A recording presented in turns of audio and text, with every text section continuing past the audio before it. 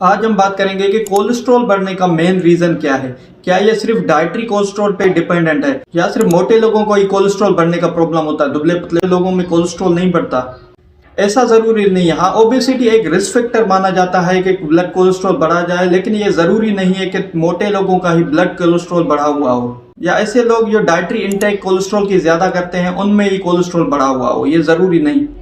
अब जो exogenous food है ये सिर्फ 10 to 15% बॉडी का कोलेस्ट्रॉल बढ़ाती है, इससे ज्यादा इनका कोई रोल नहीं होता कि बॉडी का ब्लड कोलेस्ट्रॉल ये बढ़ाएं। ये डिपेंड करता है कि आपका लिवर कितना एक्टिव है लिपिड को मोटाबलाइज करने में, कोलेस्ट्रॉल को मेटाबोलाइज करने में।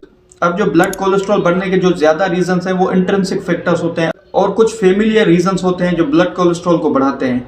इसका पूरी तरह से कोई डाइट से रिलेशन नहीं है, पूरी तरह से कोई वजन से रिलेशन नहीं है, पूरी तरह से कोई दवाइयों से रिलेशन नहीं है। कोलेस्ट्रॉल बहुत सारे फैक्टर से मॉड्यूलेट होता है।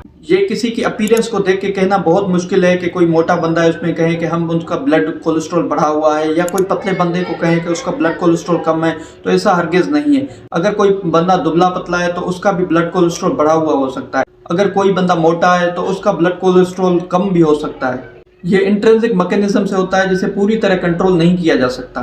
Thank you.